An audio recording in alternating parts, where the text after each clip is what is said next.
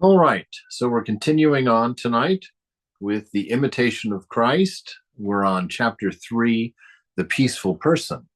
And if you're new to this class, then you can know that we call it Vedic Christianity because we are doing a study of Christian scripture and Christian mystics, looking at it through the lens of the Vedanta. He starts off here, a writer says, you must first have peace in your own soul before you can make peace between other people. All right. So right off, we're going to jump into a little bit of Vedanta in order to give this some a different context than what it is, because he mentions the soul. The soul is always at peace because the soul is separate from body and mind. It's the container of the two, but it's unaffected by the two. That soul is the image of God that has been placed within each one of us. It's our awareness. In the Vedanta, they call it the Satchitananda, that love, that wisdom, and that being, which is our isness. And so it's not that you must first have peace in your own soul, because it's impossible for the soul not to be at peace. What would be more, I guess, straightforward to say is you must realize or understand the peace of your soul, and you must understand that the soul is you, and that it's not the body and mind that you identify yourself with. And so by removing your identity from body and mind, you actually alleviate yourself of the desires that are inspired by body mind, and you become aware of the peace in the soul, the peace that passes all understanding. Because the soul is immortal, it's never been born, it never dies. It is of the nature of God, it is without boundary or limit. It is very much the image of God as long as there is an ego, which means when the soul's in the proximity of body mind, that identity happens and ego forms. And that is the idea of separation, as we see from other lectures on the Garden of Eden. So you must first realize or understand or have faith in the existence of this nature of the soul, which is absolute peace, before you can emulate that peace, before you can have that peace act on others or in and around you. He goes on to say, peaceable people accomplish more good than learned people do. Now, this is an interesting juxtaposition here because he's saying peaceable people accomplish more good than learned people do, suggesting that learned people can't be peaceful. And so that probably is not really the intent here.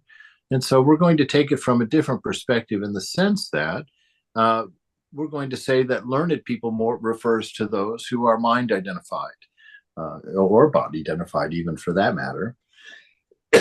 And that this identity with body mind is exactly what causes egoism. Egoism is about boundaries, and so it is going to be the cause of disharmony or lack of peace in a crowd. So people who are peaceable, people who have come to know that the nature of themselves is peace, the people that have come to know that the image of the beloved within them is what they are identified by, and not by mind and not by body, that those people are able to accomplish a lot more because they are not ego driven, which means they do not have particular results in mind. They are working from an inspiration of the principle of love and wisdom within, and are not working toward a desire or toward a gain of any kind, which would come from body or mind. So naturally, those who are such established accomplish more than people who are identified or entangled in a learned mind or a body. Those who are passionate often can turn good into evil and readily believe the worst. Indeed, because passion arises only from body and only festers in the mind.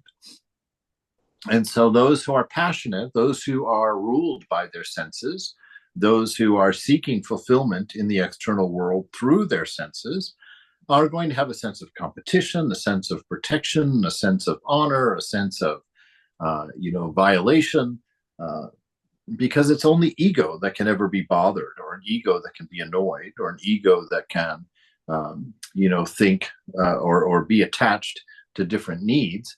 So those who are passionate, and then the Vedanta, that's exactly what we call people like that. They're passionate, can often turn good into evil and readily believe the worst. They're always projecting the contents of their own mind. We can't see the minds of others, so we don't know what's in the minds of others. So we project what we know to be in our own mind.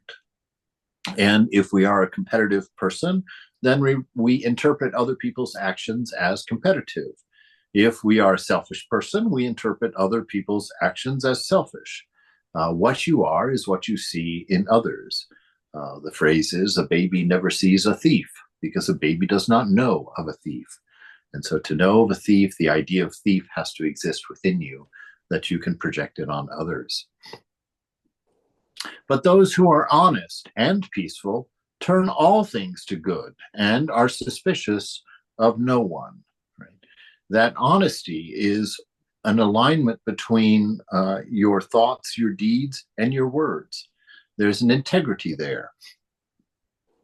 And through that integrity, through that even dealing with others, through that lack of ego in your interaction with others, you are suspicious of no one, and you turn all things to good. All things come out according to your nature.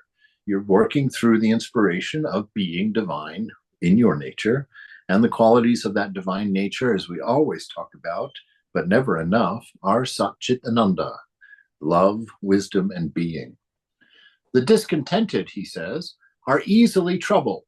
Indeed, the very fact that they're discontented is trouble, an interior restlessness, a searching for something, depending on what it is, and that is really a self-centered perspective, grabbing through the senses. It's actually the very thing that the serpent convinced Eve to do, to go out through her senses, to look at the fruit on the tree of the knowledge of good and evil, and to disregard the command not to eat of it, because she found it, one, to be beautiful, and two, that it would be good for food, and that she would like to eat it. It would make her like God.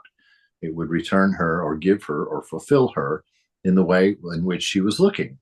Now, forgetting, of course, and that was the trick of the serpent in the garden, forgetting that her divine nature, she was already created in the image of God.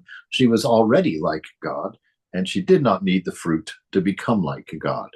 She simply began to identify herself through the senses, and identified her desires and needs through the body, through the senses, through the mind, and so ate of the fruit. And so he's saying those who are discontented, those who have forgotten their nature, forgotten themselves as soul, as the infinite, as the image of the beloved, that they're easily troubled. They never know a quiet moment because they have a restless mind. The mind is searching for fulfillment, and we all know that fulfillment through the senses is impossible, cannot be done. And so they are stuck in that state. They never know a quiet moment, nor will they leave others to rest. And you can see that, when you're sitting there with nothing to do, to someone with a restless mind, you're bored. You have to find something. Something has to be entertaining you at all times. There was once a visiting Swami at the center, at the monastery in San Francisco, and Greg is the one who told me about him. I don't remember his name at this point, but if Greg was here at some point, he'll tell us. But this Swami impressed Greg because Greg came downstairs from upstairs and saw this Swami just sitting on the couch doing nothing, and walked in and just saw him sitting there in the most peaceful, contented smile on his face, with nothing. He didn't need to be doing anything. He didn't need to be distracted. He didn't need to be entertained. He had found himself. He had found that inner presence of God. He had found that inner battery of love and of wisdom, and could enjoy his own being simply through awareness, being able to be aware of everything around him, and that being enough for him. So these are aspects of knowing your nature, of knowing that you are divine in your nature. And this idea of not leaving others, they can't leave others at rest. If you're in the room with one of these people, they have to have your attention. They simply can't let you sit there and read a book while they're in the room. They want you to be with them. They want you to be in conversation with them. They have to get something out of you. And it's somehow an offense to them if you don't pay attention to them. So this is how a restless mind spreads.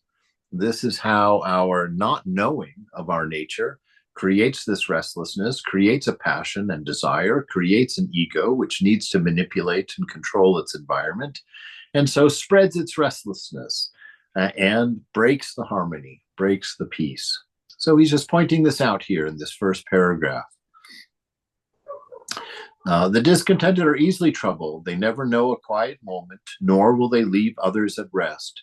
Many times they say the wrong thing and miss the chance of doing good because they're not able to be fully present. Right?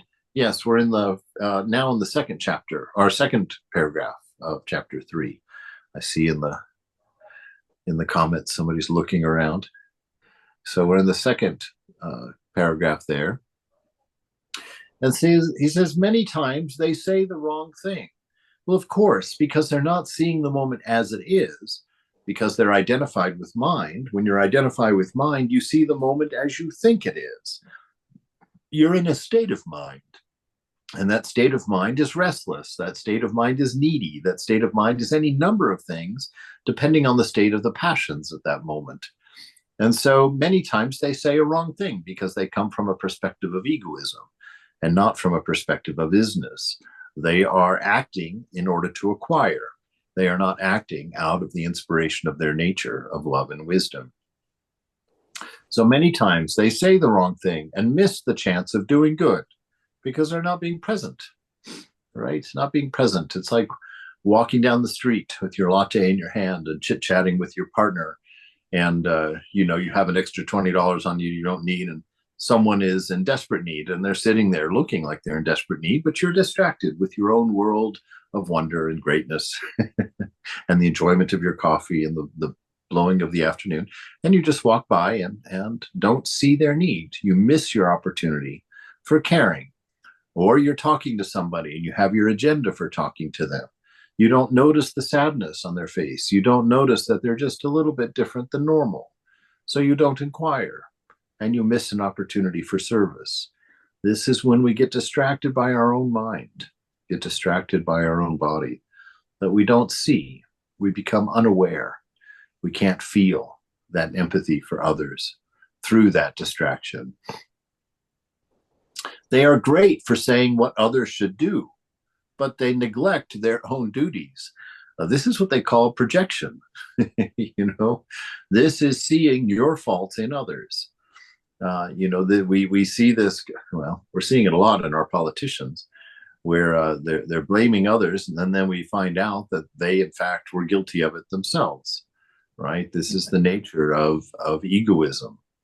We build ourselves up by seeing the faults and pointing out the faults in others, so that by sinking them, we stand a head taller, not by our own merit, but by their losing, respect or losing status, because you're pointing out their faults. You think of them as less, but really you're just revealing your own inner nature, your own inner world, the mood that your mind is in. You're betraying your own selfishness, your own whatever the fault might be, right? So they are great for saying what others should do, but neglect their own duties. Begin by looking to your soul, and then you will be better able to have a zeal for your neighbor, right? So as he's telling us what the solution is, look at your soul. What is the nature of your soul? Pure awareness, pure being, pure love, pure wisdom. Look at the nature of the soul. Know yourself to be that. Let that inform your movement. Let that inform your thought. Let that inform your presence, your moment. And so by doing that, you'll have a greater zeal for your neighbor, because knowing yourself to be soul, which is boundaryless, which is infinite and free, your oneness with everyone else. You know that unity. And so you see that divine self in others. And you will, of course, be very much more interested in helping them out because of that empathy, because of that oneness. In verse 2 or section 2, he says, "You are always ready and able to excuse yourself, putting the best possible construction on your own actions, but you refuse to listen to the excuses of others." Right? You know, if this wasn't so common, it would be more funny, or maybe it is funny because it is so common. That you, when called out onto the carpet for your actions, you'll always have a reason. Judge Judy on if you watch any YouTube clips on Judge Judy, you see that everybody has a fantastic excuse for why they did things, and everybody thinks their excuse is justifiable, and everybody thinks that they should get off because of that excuse. And Judge Judy, she's a great vision of the conscience, where she just cuts through it, just boom, whoosh. No, you signed the contract. It says this. You didn't do this. You owe this much. Done. Finished. Right? And so that self-righteousness, it's the hunger of the ego, because the ego doesn't exist. It doesn't have a sense of existence, and yet you've identified with it. And so it's constantly insecure. It's constantly having to shore up a proof of its existence. And as it's shoring up that proof of its existence, it has to show that it's worthwhile to exist. That it's meaningful, that it's a good ego. I'm a nice person. I'm an honest person. I'm a good person. I'm a beautiful person. I'm a strong person. I'm a rich person. I'm famous. I'm all of these things. And the mind has to constantly provide for this insufficient egoism. And we refuse to listen to the excuses of others. Why? Because, well, we might just be wrong. If we listen to their explanation, they just might be right. And we might have been foolish to go before Judge Judy. So we discount the excuses of others because an egoistic person likes to see others fail, because that means you're winning. That means the ego's one step ahead and it's shoring up its identity. So we have to be careful. We should be listeners most of the time. As holy people, listening should be one of our best traits because of love, because of that empathy, because of knowing that oneness, because of our nature of wanting to alleviate suffering. We should be there. We should be not wanting conflict to exist if there's any way around it. The words of Jesus, in as much as it has to do with you, be at peace. To be at peace, the number one tool that you need to be at peace is to be a great listener, right? Because a lot of times people in conversations, there's misunderstandings. You both are on the same team, but you're not listening to each other, and you're approaching it from a different angle, and so you're needlessly arguing. So one of the most important assets of a spiritual person in showing in manifesting their nature is being able to listen and to hear and to give space for others' ideas, and to encourage those ideas that are good, encourage those actions that are good in others. Try and help them out with it. Just because they're competing with you does not mean you have to compete with them. That you can be in the office and that other person wants your job and they're competing with you, and you can go to battle with them if you want. Or you can be very kind and you can be very generous, give them information, help them out, be positive. And they may or may not get your job, but you just might get promoted in response to that. If you remember who you are and don't get caught up in the games of politics, in worldly games that are caused by egoism. The charitable way is to accuse yourself and to excuse your neighbor. That's that being aware of your faults. And by being aware of your faults, you catch yourself when you're projecting them on others. And when you admit your faults and you're able to be humble and apologize, you keep things at a much more peaceful level of existence around things. If you want others to bear with you, then you must bear with them. If you are known to be that kind of person, if you're just known to being someone who's reasonable, someone who's level-headed, someone who doesn't speak unless there's a real reason to speak, somebody who's willing to listen to the ideas and the hearts of others, someone who's empathetic, and someone who tries to be encouraging, tries to be helpful, tries to be solution oriented. If you get that reputation, there are going to still be some of those people out there who are going to still hate you for all the good points that you have. That's the nature of their ego. That's going to be that way. But you don't have to accept that gift. You don't have to get angry. I tell that story about that young man who had anger issues that joined the monastery just for a few weeks, thank goodness. Well, it was a tragedy in one sense. but but he was extremely angry, and at least 2 or 3 times a day he would completely lose his composure and just scream at somebody. It could be any one of us, other monks in the room, and he would just go off. And it got to the point where I just couldn't take it anymore. And so I went to Swami Prabhupada and I asked, can you post me at the retreat center? I don't want to stay here with this guy. He's driving me absolutely insane. And Swami gave me a wonderful talk. He said, why can't you just realize that's the way he is? Just because he's angry doesn't mean you have to get involved in it. Let him be angry. You don't have to accept the gift. Let him be the way that he is. And it's been a marvelous piece of advice to me over the years. You don't have to be hooked by the people around you. You don't have to be moved by the ways they want you to be moved. You be established in yourself. Know who you are. Know what you are. And come at it from them. If they're flying off angry, let them be angry and carry on.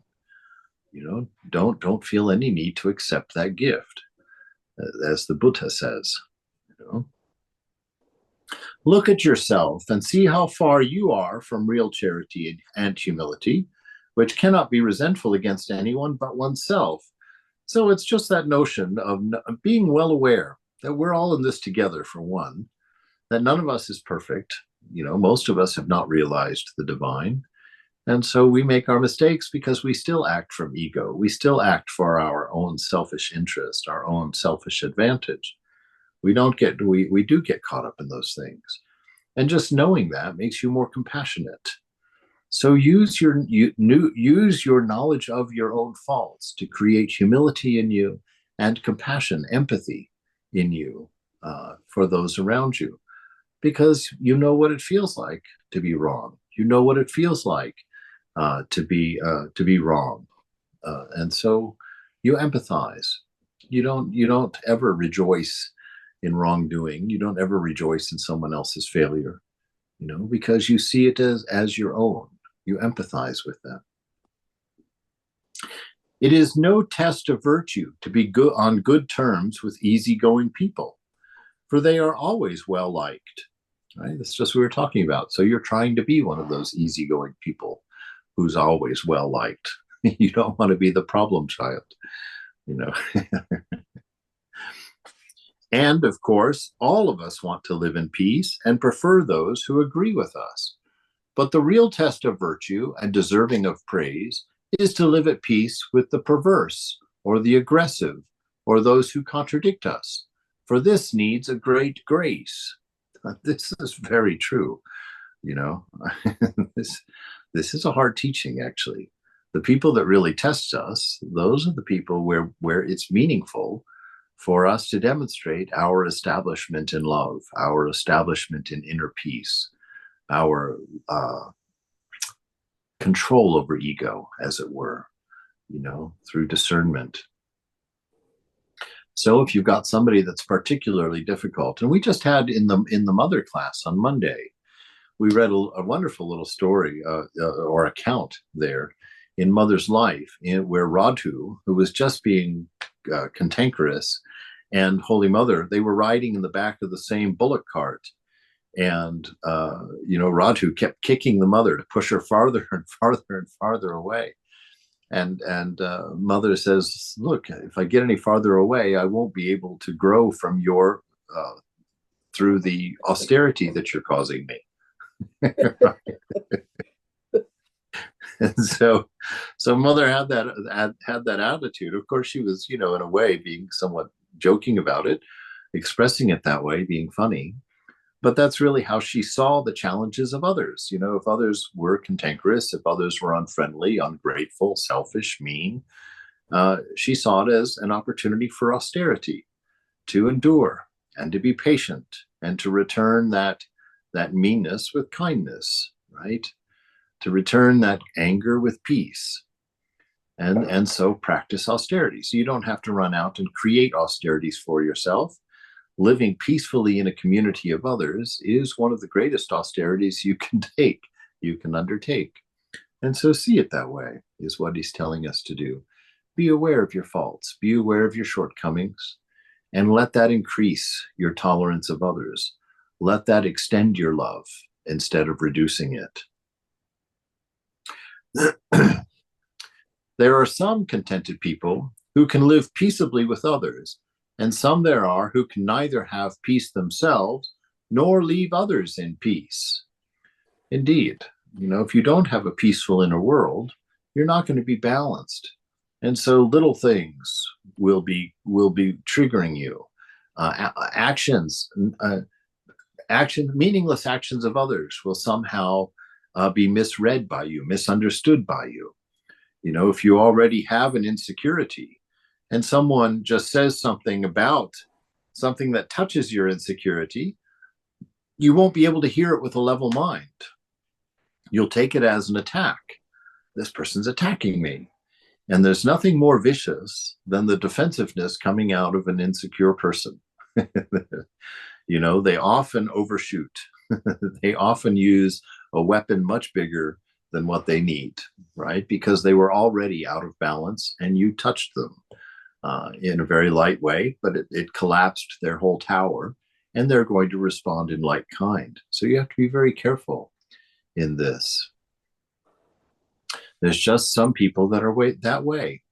They are a cross to others, which means that they, like Jesus had to carry his burden, he had to carry his own cross up to the top of Mount Golgotha, in order to be crucified on it, which is what a perverse thing that is. But they're saying here that some people, you just have to bear them like your burden. Oh, it's my burden to put up with this person. It's my burden to live with this person, to work with this person, to sit next to this person. Right. And so he says they are a cross to others, but a heavier cross to themselves. And that's where our compassion comes from. We know the misery they must feel inside to constantly be provoking this kind of misery in the others around them. We see that they are, victims, not in the sense that they can't change, that they're not in the power to change, but victims in the sense that they just don't see the truth. They're just not working from a level place. And so we see that hurt, and we focus on their pain, and we focus on seeing their imbalance, right? So that it evokes that love in us. It evokes a tenderness in us instead of provoking us to our own egoistic action, which isn't necessary because we're trying not to have an ego, or at least not to be operated by our ego. There are also some who can remain at peace themselves and seek to establish peace amongst others. So there's all kinds out there. There's all different types of people out there. However, in this mortal life, our peace consists in the humble bearing of suffering and contradictions, not in being free of them. For we cannot live in this world without adversity. We have to accept that. There's always going to be troubles. We live in the world of constant change. So sometimes things are going to change in a way that's not helpful to us. So we have to accept that. That's that practice of non-resistance. You take what the moment gives, and using the inspiration of your nature, you do the best at creating beauty in that moment out of whatever's happening.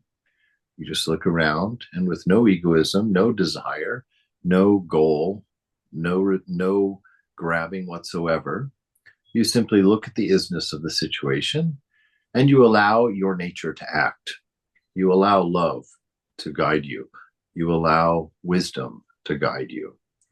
And that's how you exist in this world of adversity, trying not to get hooked, trying not to identify with the thoughts in the mind, with the feelings in the body, trying not to identify with egoism, which is always trying to make sure it's not being dishonored, making sure that it's not being slighted, that it's not being exploited, right? Just doing away with that and coming straight from your very nature. So in this mortal life, our peace consists in the humble bearing of suffering and contradictions, that practice of non-resistance, not in being free of them, because you can't. And to go searching for freedom from it is an endless loop, and it will just wear you out. It'll just wear you down. So what do? You take refuge. And what do you take refuge in? Your beloved. And where is your beloved? At the center of your heart, right there where your soul is, right? Waiting to be united.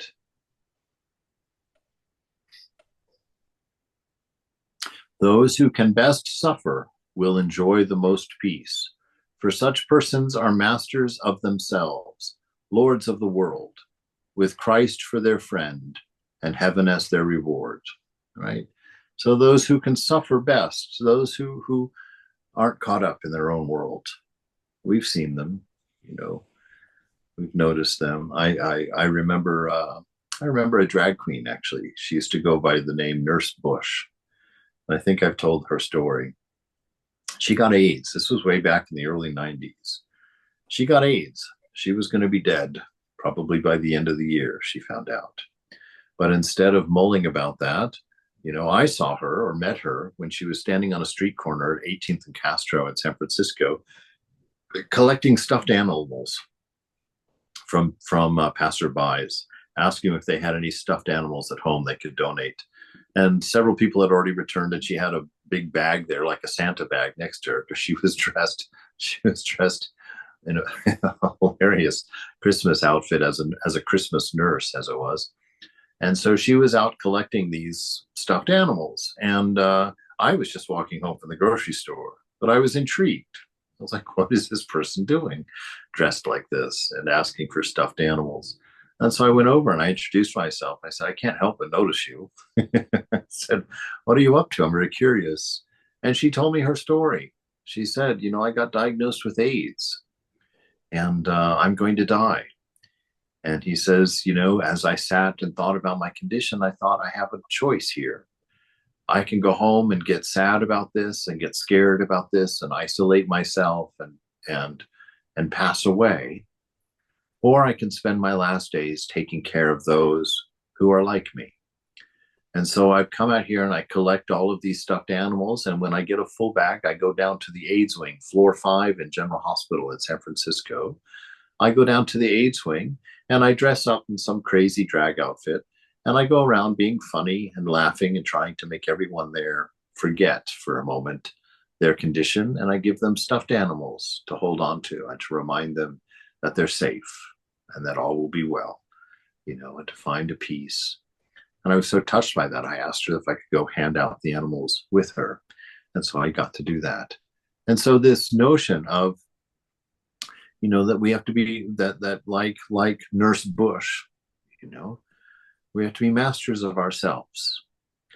And we determine that we will not react to what the mind thinks and what the body feels about those things, but that we dwell within ourselves when we remember. Alleviating suffering is our nature. Creating beauty is our nature. Our nature is pure love, unconditioned. Our nature is wisdom, steady and complete. And so when we act from that place, you may end up dressed as a drag queen, collecting stuffed animals on a street corner to give to people you don't even know, to bring them peace and to bring them joy and to try and alleviate their suffering for them.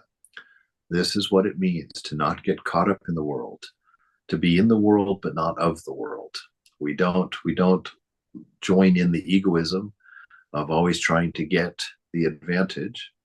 We join in it from the point of view of the oneness, our shared nature. And we trust that, and we come from that, and we are inspired by that, and we live that.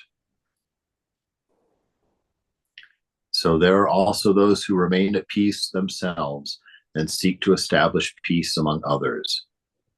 All right. So they're masters of themselves, lords of the world, because they know there's nothing to be gotten from this world of constant change. And so they live to manifest. They live to manifest love and wisdom. Masters of themselves, lords of the world, with Christ for their friend, Christ being their highest ideal, Christ being that hole through which God can be seen, Christ being that purest manifestation of God, that most direct manifestation possible in the material world, right? And so whatever your highest ideal is, yes, it can be Christ, but it can be Christ as Rama, Christ as Krishna, Christ as Ramakrishna, Christ as Buddha. Christ has come many times.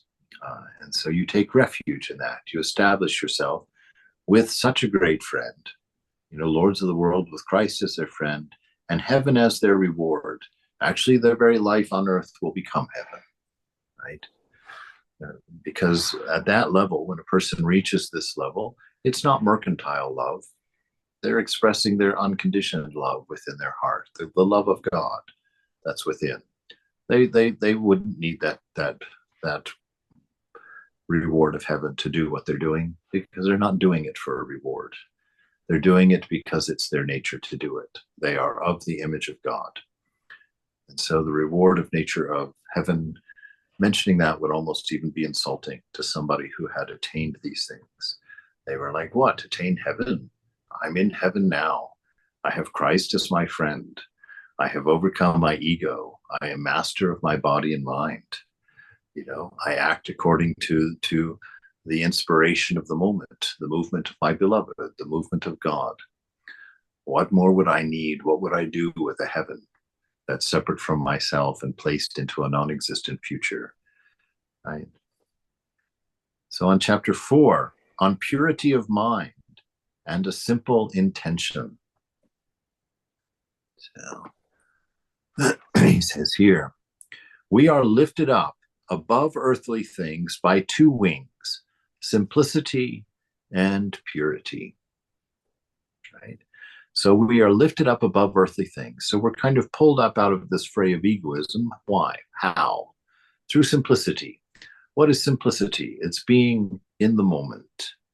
It's not being lost in a finely woven story in your mind, a story of who you are according to senses and mind. But it's the simplicity of being.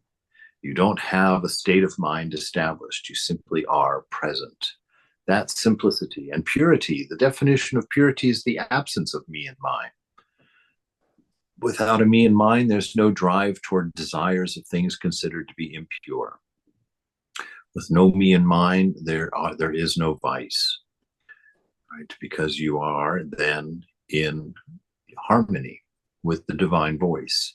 You can hear the divine voice in the silence of mind. Simplicity regulates the intentions and purity the affections. Right? So simplicity regulates the intentions. It actually removes intentions. When you're in a state of no story, when you're in the moment, there's no past and future causing you to act this way or that way due to habits or desires.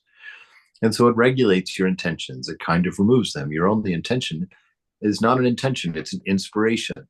Because if you can be in that state, in that moment, that pure love flows from you. And so we call it regulating intentions, but really what it is just turning off intentions and acting from the presence, from God, the I am, the isness within yourself. And it purifies the affections, right? So purify, if you're pure, you have no sense of me and mine. So there's no sense of grabbing or acquiring things according to desire. So that's purifying your affections. Your affections then will be equanimous, right? Because you'll be manifesting an unconditioned love, not the love of egoism, which is mercantile love. You give, I give. You take, I take. So that gets put away. Simplicity looks to God, and purity finds him and savors him. Right? Certainly, that simplicity looks to God, because what is God? God is the I am. God is the present moment. And to be established in the present moment, you have to be in that constant awareness of the presence of God. We see that in Brother Lawrence. So simplicity looks to God, and purity finds him, right? That lack of me and mine means egoism disappears. And what is egoism? Egoism is the veil of Maya. Egoism is what prevents you from seeing God in the moment. It's what has separated you or given you the idea of separation from the oneness, from the whole. So he's perfectly right here. Simplicity looks to God, and purity finds him and savors him, right? Enjoys him, enjoys being in that presence. We look at Brother Lawrence's writing, and he said, after he had managed to establish himself in the constant awareness of God and being in his presence at all times, he said that after he'd been doing that successfully for 10 years, by 15 years, he was experiencing such ecstasies and such bliss and such inner joy that he had to come up with ways of disguising it from others. So yes, if you live in this simplicity and live in this purity, which in Vedantic terms would be present, be here now, and that purity have as little as possible sense of me and mine, that you will live in the presence of God, this moment as God. You will enjoy that presence, and that presence is real. And as you become aware of it, you grow more and more fine within in your sensitivity to it, until it becomes a cause of your joy. It becomes the sole fulfillment of your life. And it brings you to such levels that some people would call it ecstatic or samadhi. No good work will hinder you if your heart is free from inordinate affections, right? So no good work will hinder you if your heart is free from inordinate affections, desires based on body mind. Those are inordinate affections, those things which are selfish in nature, self-serving in nature. On the contrary, you will grow in the way of perfection, right? Growing means that the sinful nature falls away through that clarity of thinking, that clarity of seeing, of knowing who you are. Then there is you won't you'll be able to do your good work. Good work won't be a hindrance to you, and your heart will be free from affections, and you will grow in the way of perfection. It will look like growth, and in a form it is growth, letting go of your wrong thinking, letting go of wrong identity. That is growth. So yeah, you can totally say it this way. You will grow in the way of perfection. You become perfect as your Father in heaven is perfect. Why? Because it's no longer you who is living, but Christ who is living in you. Your highest ideal is within you. And so that highest ideal, if it's Christ, it's the Father, it's God. And so you are approaching perfection in the sense that you are realizing your divine nature is in accordance with God. That your own desires, when the mind is pure, are the same as the desires of God. If your main object is the will of God and the good of your neighbor, which is the same thing, right? If your main object is the will of God, which it is in all of us, right? It is the will of God, but the will of God comes from our nature, from our divine nature, and it goes through a mind and through a body, and consequently through an ego. And that ego, it's like, the water that's under pressure in a hose, if it's not guided by the hose, it sprays everywhere equally, right? But because of the constrictions of the hose and the direction of the nozzle, that love can only go to this place, wherever it's being pointed by the ego that's controlling it. And so that's what happens to love.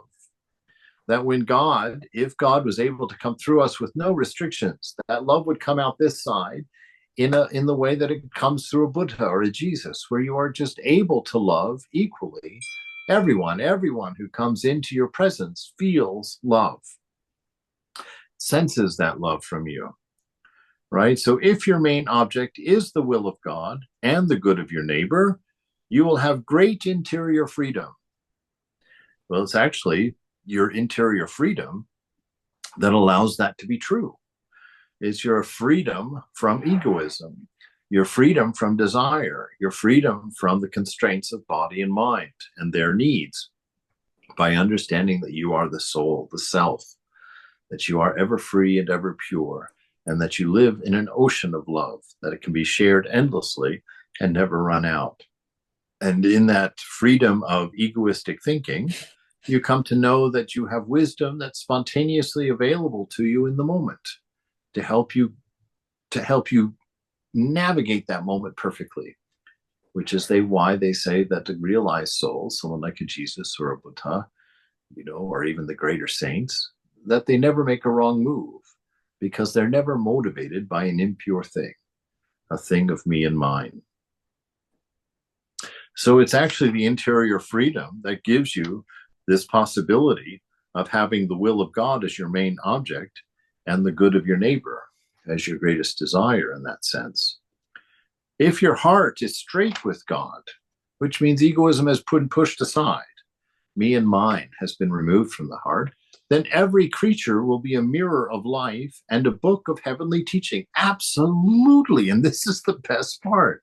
The world transforms. Your experience of the world becomes an interaction with your divine beloved.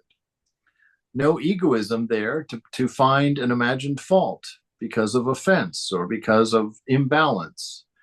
But you will see peacefully, evenly, from the state of an immortal soul in the presence of its greatest lover.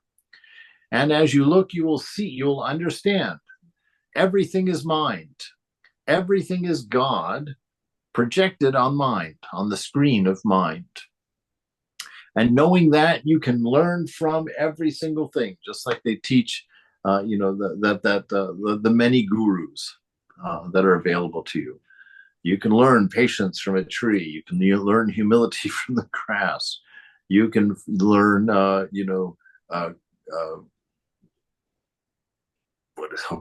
what's that word? When you work well with others, you are cooperating. You can learn cooperating from the ants. Boy, that was a belabored point. So, but the whole world becomes your teacher because you know it to be a reflection of the divine nature. And because you have done your own sorting out and cleaning of your own vision, you begin to see the world in the moment as it is and not as your ego has described it to you, not as these wrong sets of thinking and ideas about yourself change the world for you. And so as you wipe these away, you begin to see everything as the presence of the beloved. And you begin interpreting things properly, not according to egoism, but according to the isness and pureness of your being, knowing that everything for the soul is always perfect. There is no creature so insignificant and small which does not reflect the goodness of God. That's a beautiful thing to remember. There is no creature so insignificant and small which does not reflect the goodness of God. This would be where your nonviolence, your practice of nonviolence would come from. Your practice of non-resistance, where that would come from. Your practice of serving others would come from this. Your practice of compassion would come from this. Your practice of contentment would come from this. Just this being in the constant presence. And in this state, everything in the universe points at your beloved, reminds you of your beloved, tells you that your beloved is present and that he is the very life of breath that is in you. All right. If you had a heart that was good and pure, you would see all things clearly and understand them well. Yes, that means once you've annihilated the ego, or the ego has been annihilated, you see all things clearly and understand them well. A clean heart, a heart with no me and mine, no selfishness. A clean heart penetrates both heaven and hell. As people are inwardly, so do they judge outward things. So if you see things properly, you know the presence of God. You see God everywhere. If there is any true joy in this world, only the person with a clean conscience possesses it. because your own mind won't let you be at peace if you're not acting in accordance with the will of God that is within you, the image of God, that divine principle within you. And wherever there is misery and affliction, the evil conscience experiences it best, right? The evil conscience always finding fault, always seeing the problems, always acting in a defensive mode, always confused in its role. Iron cast into the fire loses its rust and becomes clean and bright, and those who make God the center of their lives are cleansed of slothfulness and are changed into new persons. The moment you begin to grow lukewarm, everything is a big effort, and you willingly receive distractions from without. Oh, God, is this good news? And oh man, doesn't this happen? Doesn't this happen? We start slipping in our practice. We start slipping in our remembrance of the divine nature. We start getting caught up in our senses and happenings and events and stories and twistings of the world. And then doing good gets to be a chore, doing your practice. Your conscience is bad, so you don't enjoy sitting in the presence of God. Your sense of me and mine has clouded you from the bliss that's within you. So you experience boredom as you sit to pray or as you sit to read the scriptures. As soon as you begin to grow lukewarm, which means you're just half-hearted about your spiritual practice, you now kind of are thinking, well, gosh, maybe it would be nice to go do that. Maybe it would be nice to compromise. It'd be really kind of cool if I could sleep in every day. You start entertaining these ideas, and then you have to push against them, and that becomes tiresome. Much easier just to sleep and just to distract your mind with music or take a drink or take a pill or whatever you're going to do. You see slowly that discontent that you're feeling because you're not living in alignment with your divine nature. It starts making you expressing your divine nature toilsome, because you're starting to forget that that's who you are, that that's natural to you, that's what you are. And then this conflict and this inner turmoil that begins to form, you start allowing or be readily seeking out things that distract you from that discomfort.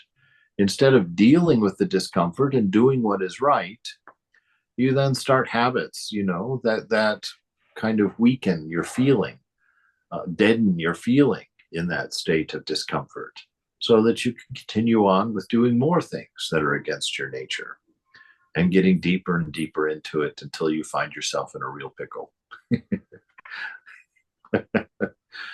Right? So the moment you begin to grow lukewarm, everything is a big effort, and you will willingly receive distractions from outside. But as soon as you begin to conquer yourself, right? As soon as you start what you've decided was yourself, you don't need to conquer the self. The self is ever present, and it's the one fighting to be free. But as soon as you begin to conquer body and your attachment to it, as soon as you begin to conquer mind through your attachment to it, and walk uprightly in the way of God, which means start allowing your spirit, allowing a life in the spirit to produce fruits of the spirit: joy, love, peace, kindness, service, unselfishness. Then you walk uprightly in the way of God, and the effort expended seems little, because you're really just doing what you are. You're following an inspiration at that point. You're just being you, the easiest thing in the world. The effort expended seems little, which before you thought was insurmountable, impossible to do. You always hear these great sages when they talk about the realized state. They're like, being deluded, maintaining a life where you don't know what you are, is significantly more difficult than surrendering to the divine will within, to surrendering to a walk with your true nature, with the beloved, with God. That it is infinitely more difficult to be attached to all these things than it is to be detached. Infinitely easier to be loving than to be hating, because hating always leaves a residue of guilt, a residue of resentment, a residue of anger, a residue of jealousy. And those things are so much more difficult to live with than what good things bring to you. Acting in accordance to your nature brings you. That's what brings you a deep satisfaction when love is expressed through you, and you know that you did your best. You know that you offered something beautiful. You know that something beautiful came from your actions. Then you go home and you sleep much more easily. You don't have to sit there and fall asleep brooding about how you're going to defeat your enemies. All right. Let us stop the recording here.